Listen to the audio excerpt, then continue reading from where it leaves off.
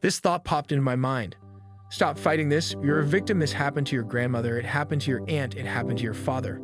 And it's generational. You're a victim. This is not your fault. Just stop fighting this. You can die and go to heaven. It'll be all right. Just stop fighting this. And can I tell you for a moment, that brought me some peace. It brought me peace because all of a sudden, I realized I am a victim. I'm a victim. I didn't ask for this. I didn't need this. I didn't want this.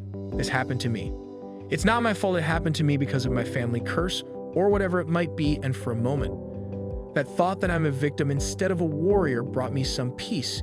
And then immediately right on the heels of that thought, on the inside I heard these words that are not from me.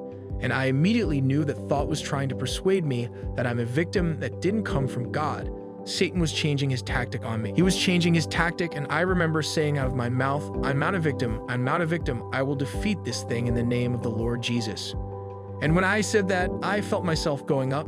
I remember thinking I was falling or going up in reverse gravity. I know now what Paul meant when he said, whether in the body or out of the body, I know not God knoweth of a man caught up. I don't know if I went up in my body or was just my spirit. I just know I left my office, I felt myself going up, and when I did the next thing I realized I'm standing in heaven and the Lord Jesus is there. And it's the same Jesus who walked in my room and he grabbed me and hugged me. And when he did it, love went through me.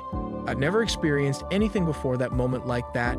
And I've never experienced anything like that. He said, Eddie, I love you. And I said, I love you, Lord Jesus. And the colors, they were just beyond brilliant. People asked me, would you breathe oxygen? People in heaven live on love, God's love. It went through my being, and then all of a sudden, he just started pulling away. And I said, and I knew I was going back. I knew I was going back. And I said, Lord, I don't want to go back. And he said, you've got to go back. And I said, I don't want to go back. I said it the second time. He said, you've got to go back for your wife and your little boy. And then he said the third time, but you got to go back. I said, I don't want to go back. The third time he said, you've got to go back. And he pointed to a room.